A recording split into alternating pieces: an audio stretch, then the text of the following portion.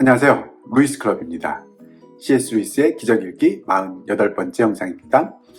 14장 장엄한 기적 7번째 파트 237페이지부터 또 계속 읽어가면서 나누어 가도록 하겠습니다.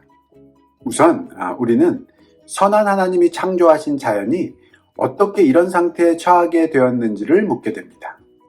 이 질문의 의미는 자연이 어떻게 불완전한 것이 되었는지, 어떻게 개선의 여지, 선생님들이 성적표에 자주 쓰는 표현, 그런 개선의 여지가 필요한 것이 되었는지를 묻는 질문일 수도 있고, 또 어떻게 자연이 적극적으로 부패하게 되었는지를 묻는 질문일 수도 있습니다. 지난 영상에서 C.S. 루이스는 기독교가 인간에게 약속하는 운명에는 자연의 구속이나 개조가 반드시 포함될 수밖에 없다라는 이야기로 마무리를 지었습니다. 왜냐하면 그렇지 않고서는 인간이 아무리 구원받아서 더 이상 실제 속에 있는 그 선택과 대리라는 그 원리를 악용함으로써 생겨나는 어떤 인간이 인간을 착취하고 압제하는 그런 결과에서 우리가 자유로워져서 완벽한 사회를 만들어낸다 할지라도 그런 인간 사회가 놓여질 수밖에 없는 자연 환경이라는 그 실제가 가지고 있는 부패성 또는 불안정성 때문에 그 안에 있는 선택과 대리라는 그 원리가 또 다른 불안정성, 낭비라든지 적어도 질병과 같은 형태로 계속해서 인간에게 영향을 끼칠 수밖에 없는 그런 처지에 우리가 남아있을 수밖에 없기 때문이다 라는 이유를 들었습니다. 이번 영상에서는 그렇다면 그 상황을 우리가 볼 수 있다면 우리에게 또 다른 질문이 주어지는데, 그것은 왜 선한 하나님이 창조하신 자연이 이런 불완전한 상태, 그 자연 속에 있는 실제의 원리인 선택과 대리가 이런 낭비와 또 이런 질병과 이런 것들을 만들어낼 수밖에 없는 상태에 처하게 되었는지를 묻게 되는 그 질문을 우리가 할 수밖에 없다라고 이야기합니다. 그러면서 이 질문의 의미를 잘 생각해 보면 둘로 나누어 볼 수 있는데, 첫째는 자연이 어떻게 이런 불완전한 것이 되었는지를 묻는 질문과, 또 자연이 어떻게 적극적으로 부패하게 되었는지, 즉 처음부터 불완전한 모습이 왜 있었는지라는 의미와 왜 적극적으로 자연 스스로가 부패로 내리닫게 되었는지라는 이 두 가지 면으로 나누어서 그 질문의 의미를 생각해 보고 답을 찾아가 볼 수 있다라고 이야기합니다. 만일 우리의 질문이 첫 번째 의미라면 기독교의 대답은 제가 생각하기에 하나님이 처음부터 자연을 그렇게 시간 속에서 점진적인 과정을 통해 완전에 도달하도록 창조하셨다는 것입니다. 하나님은 지구를 처음에는 혼돈하고 공허한 곳으로 만드셨고, 그 다음 그것을 점진적으로 완성에 도달시키셨습니다. 다른 곳에서처럼 여기서도 친숙한 패턴을 봅니다. 하나님으로부터 혼돈한 지구로의 하강이 있고, 그 혼돈으로부터 완성으로의 재상승이 있습니다. 이런 의미에서 볼 때 어느 정도의 진화론이나 발달론은 기독교에 있어 본질적입니다. 자연의 불안정성에 대한 이야기는 이 정도로 충분합니다. 즉 우리가 할 수밖에 없는 이 질문, 즉 왜 우리가 처해 있는 이 자연은 개선이 반드시 필요한 이 상황에 놓여 있는가라는 이 질문의 뜻이 첫 번째 뜻, 즉 왜 처음부터 자연은 완벽한 모습이 아니라 불완전한 모습이었는가라는 것을 묻는 그런 의미라면, 거기에 대한 답은 사실 의외로 쉬운 면이 있다라고 C.S. 루이스는 이야기합니다. 왜냐하면 자신이 보기에는 성경을 통해서 보여주는 하나님의 창조의 모습이 이런 면을 설명하기에 그렇게 나쁘지 않은 상태다라고 이야기합니다. 즉 하나님께서는 창조를 하실 때 이 자연계가 시간 속에서 점진적으로 완성되는 모습으로 창조하셨다라고 볼 수 있는 여지가 충분히 있다는 거죠. 하나님께서 지구를 창조하실 때도 혼돈과 공허 가운데 창조하셨고 창세기 1장 2절을 의미하는 거죠. 그 후에 그 혼돈과 공허에서부터 완성으로 이끌어 가시는 그런 형태로 창조하셨다라고 우리에게 이야기해 준다고 볼 수 있다고 이야기합니다. 그리고 이렇게 보는 것이 앞에서도 이야기했던 실제 근본 원리 중에 하나인 상위의 것이 하위의 것으로 하강해서 그것을 끌고 다시 재상승하는, 즉 하강과 재상승이라는 그 원리, 하나님 안에 또 창조된 이 자연 실제 안에 들어있는 그 원리도 이 창조의 과정 속에서도 잘 그대로 반복되는 그런 형태로 우리가 이해해낼 수 있다라는 것도 지적하고 있습니다. 그런 의미로 볼 때 기독교는 어느 정도 이런 진화의 개념, 또 모든 것이 발달하는 면이 있다는 이 발달론의 개념을 기독교 내에서 본질적인 것으로 끌어안을 수 있는 그런 가능성이 충분하다라고 이야기합니다. 그러나 자연의 적극적 부패성 문제는 전혀 다른 설명을 요구합니다. 기독교에 따르면 이러한 부패성은 모두 죄에서 비롯합니다. 인간의 죄, 또 인간 아닌 어떤 강력한 초자연적 창조물의 죄에서 말입니다. 이러한 기독교 교리는 요즘 인기가 없는데 이는 우리 시대에 만연된 자연주의, 자연 외에는 어떤 다른 것도 존재하지 않으며 설령 존재한다 해도 그 침범으로부터 자연은 어떤 최후 방어선에 의해 보호받고 있다는 사상 때문이며, 그렇기에 자연주의의 오류가 드러난다면 그 비인기성도 사라질 것입니다.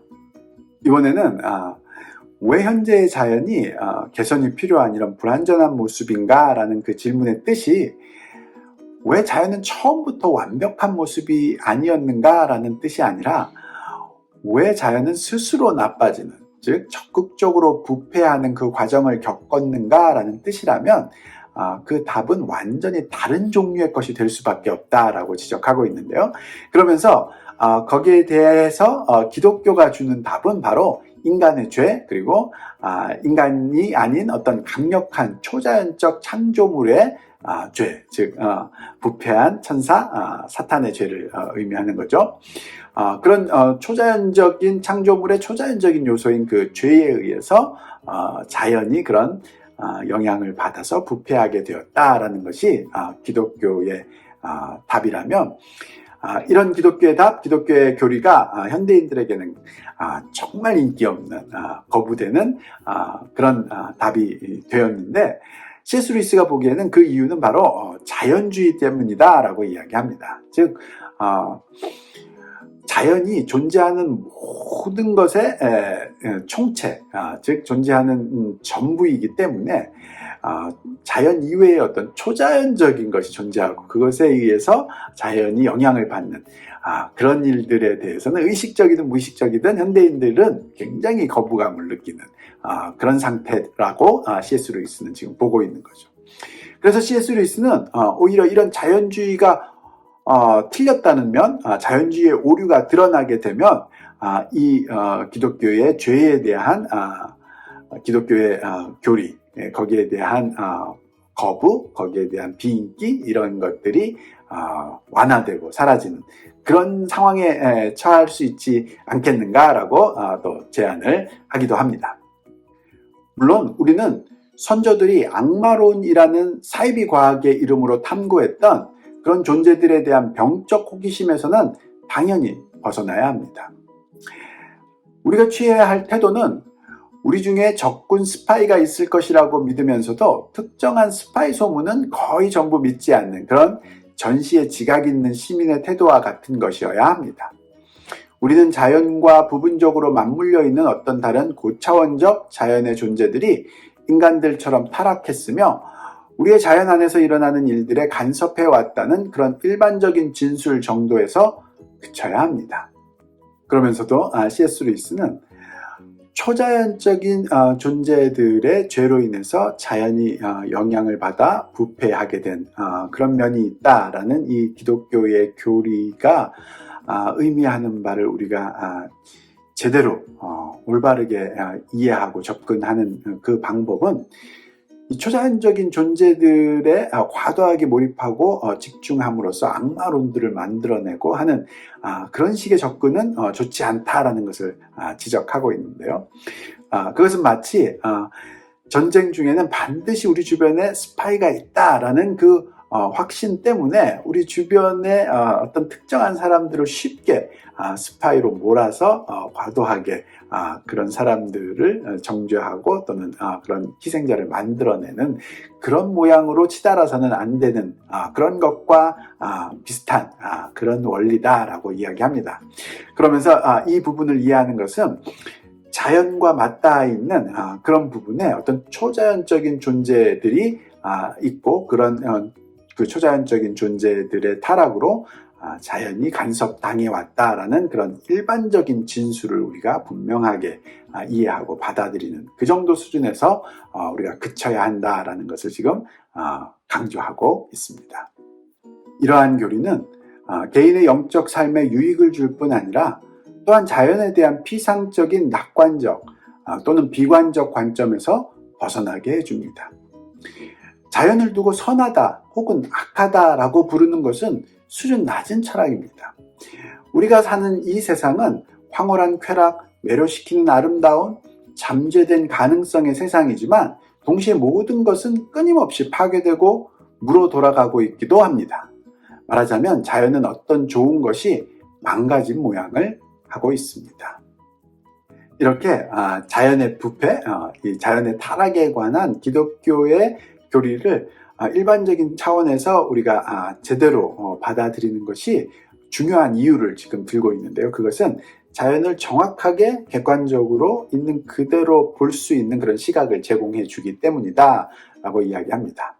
즉 자연을 일방적으로 한편으로 비관적이고 나쁜 것으로 보거나 또는 낙관적이고 좋은 것으로만 보는, 즉 자연을 선이나 악이냐 이 둘 중에 하나로 보는 그런 수준 낮은 그런 관점에서 벗어나서 자연이 일면으로는 굉장히 황홀한 그런 아름다움과 또 잠재적인 놀라운 가능성들을 드러내는 그런 좋은 면들이 있지만 동시에 끊임없이 파괴와 물어 돌아가는 그런 나쁜 면도 동시에 가지고 있는, 즉 어떤 좋은 것이 망가진 모양을 하고 있는 그런 면이 있다라는 것을 아주 객관적으로 정확하게 볼 수 있도록 도와주는 것, 그것이 바로 기독교의 타락에 관한, 죄로 인한 자연의 부패에 관한 교리가 일반적인 수준에서 우리에게 줄 수 있는 그런 좋은 면이라고 지금 강조하고 있습니다. 인간과 천사들의 죄가 가능할 수 있었던 것은 하나님이 그들에게 자유의지를 주셨기 때문입니다.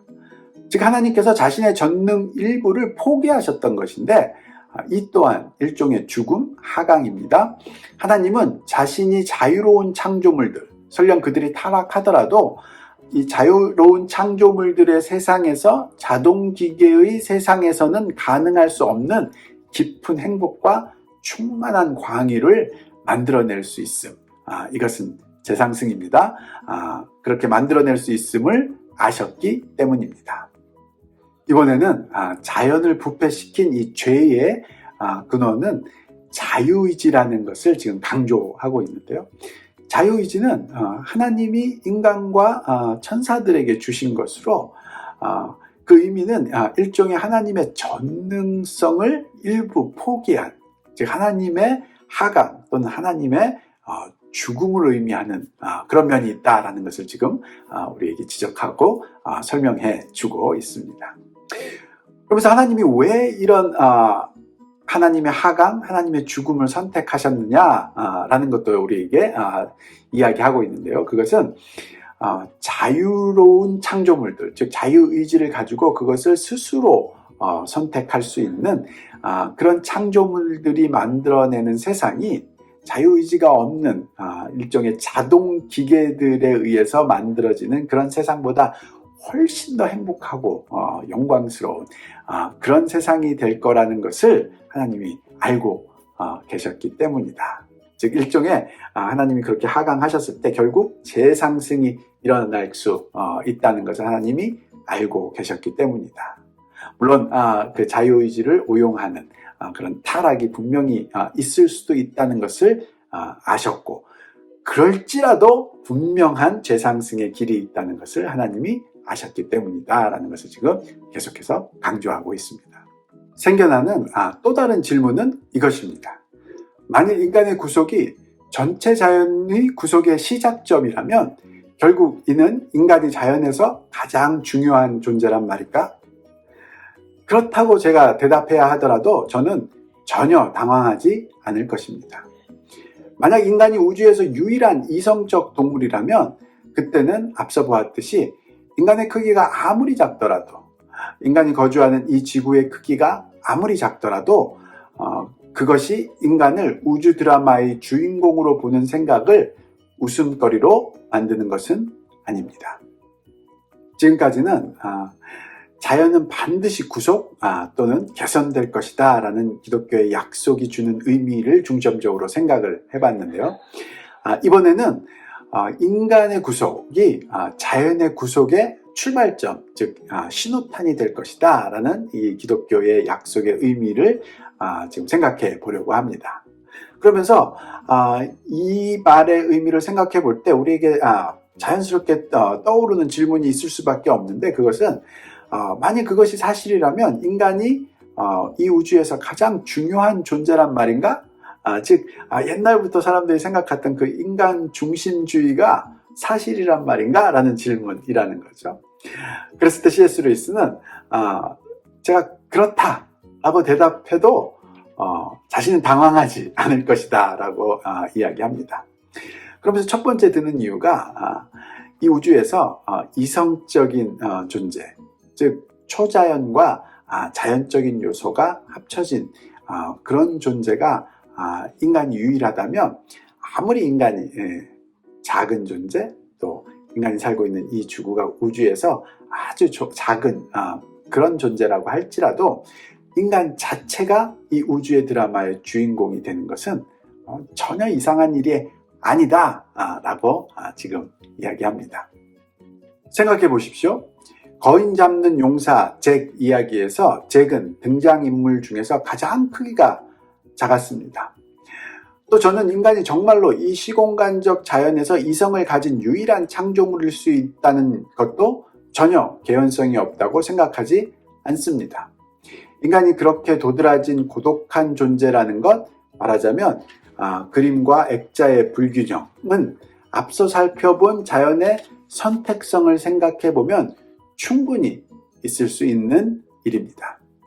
지금 C.S. 루이스는 옛날 사람들이 인간 중심주의를 아주 자연스럽게 받아들인 면이 있었지만, 적어도 현대에 와서는 우주가 얼마나 큰지, 그 우주의 광대함과 우주의 크기들, 이런 것들이 계속 밝혀짐으로써 인간이란 존재가 얼마나 작은 존재이고 또 인간이 살고 있는 이 지구가 얼마나 작은 존재인지가 드러나게 되고, 그래서 그런 식의 인간 중심주의가 사람들의 마음에서 멀어진 것은 사실이지만, 사실 인간이라는 존재만이 유일하게 초자연적인 이성과 자연적인 요소가 결합된 그런 특별한 존재라는 것이 밝혀지고 그것이 사실이라면, 아무리 작은 존재라도 그 존재가 우주의 드라마의 주인공 역할을 하는 것이 이상한 그런 일은 아니다라는 것을 지금 지적해 주고 있는데요. 그러면서 유명한 이야기 중에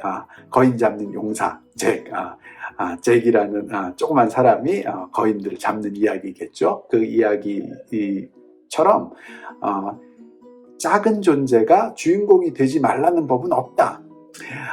그리고 그런 의미를 잘 생각해 보면 우리가 느끼는 것은, 우리가 인간 중심주의를 자꾸 버리려고 하는 것은 마치 조그만 그림이 엄청나게 큰 액자에 걸려 있는 것 같은 그런 이상한 불균형성을 우리가 느끼기 때문인데, 사실 우리가 앞에서 살펴봤던 실제가 포함하고 있는 그 근본 원리, 즉 선택성, 자연이라는 것, 또 어떤 모든 실제든지 어떤 큰 광대한 크기에서 조그만 어떤 부분이 선택되어서 그것을 통해서 어떤 일들이 일어나는 그런 원리들이 근본적인 원리로 갖고 있는 것을 우리가 바라볼 때 이 부분이 그렇게 이해되지 못하는 부분도 아니다라는 것을 지금 지적하고 있는 거죠.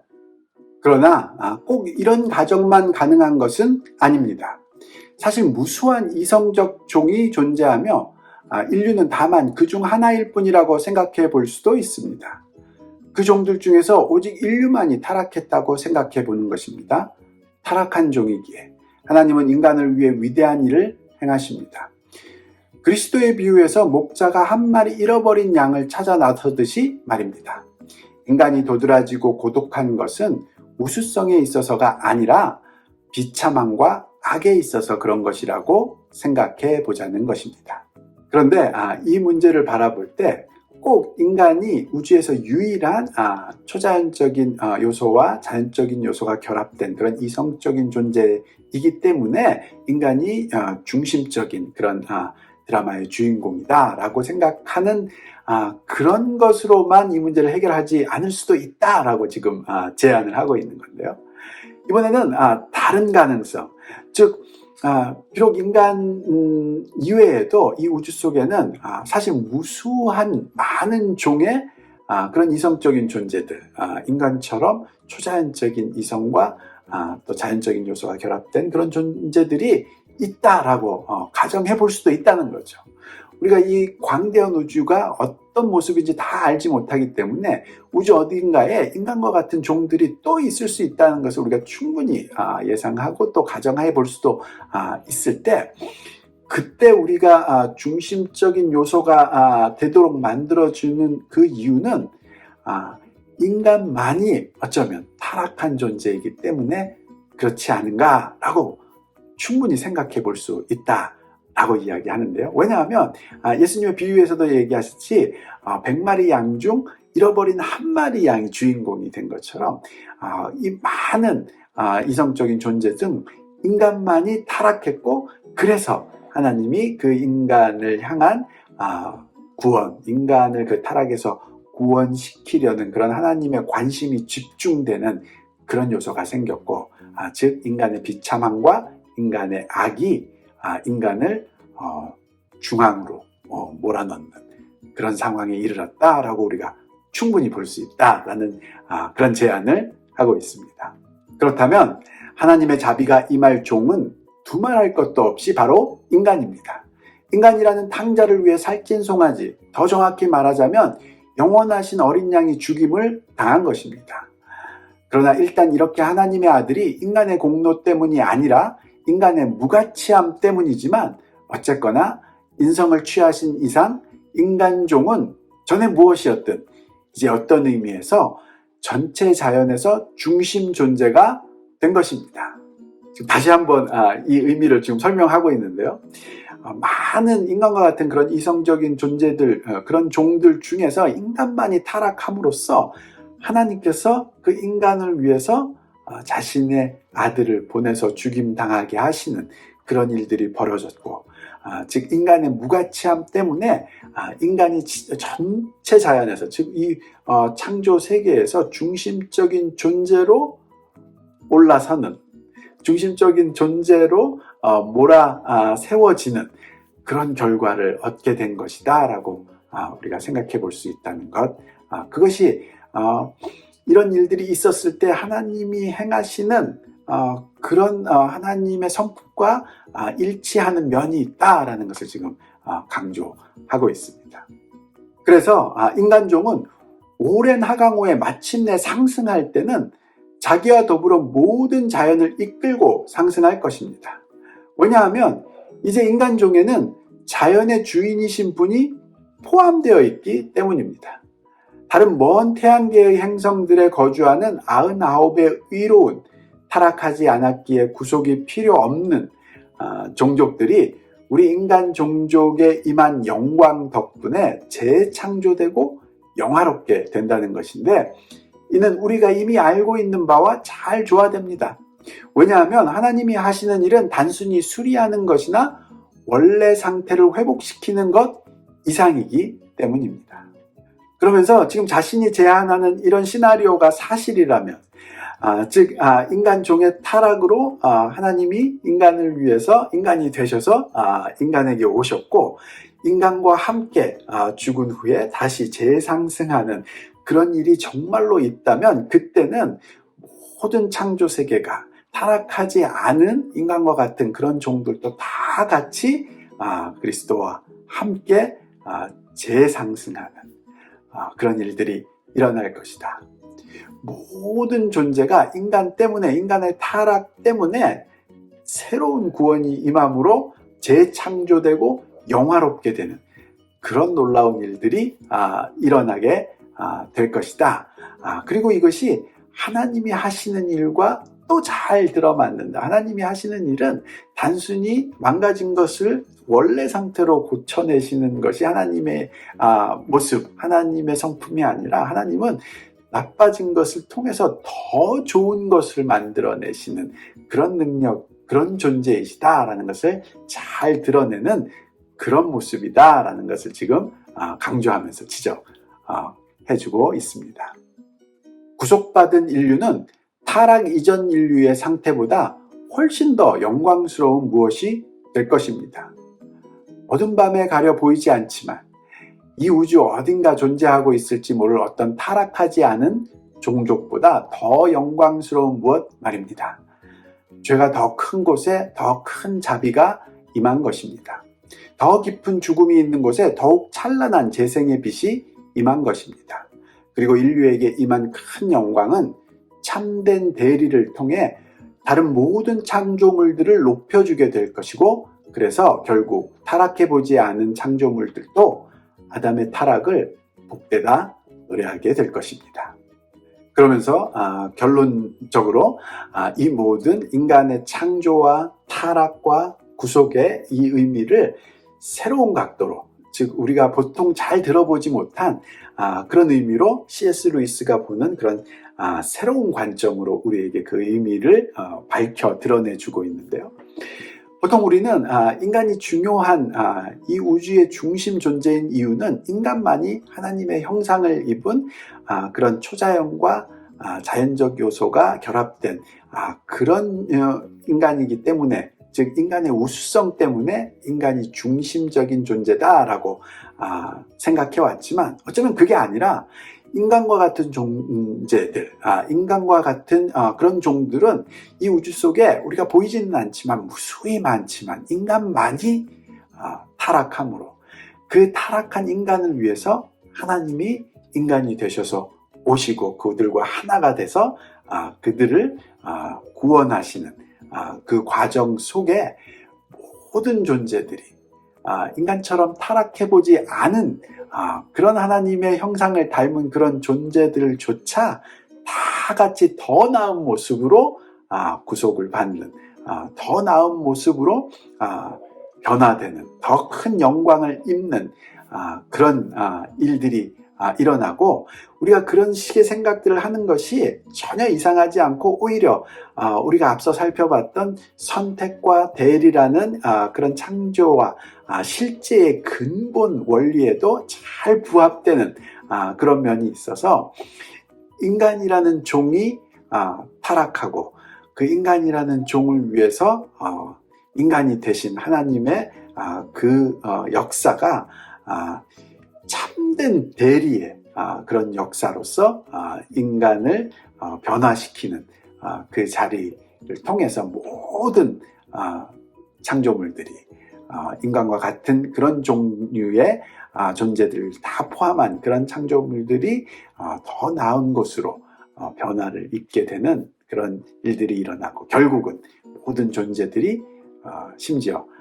아담의 타락을 복된 것이다 라고 우리가 인정하게 되고 선포하게 되는 그런 상황도 임하게 될 것이다 라는 그런 놀라운 제안들을 하는 것으로 지금 이 의미를 설명하고 있습니다. 여기까지가 이번 영상의 마지막 부분이었고요. 다음 영상에서 계속해서 14장 장엄한 기적 이어가 보도록 하겠습니다.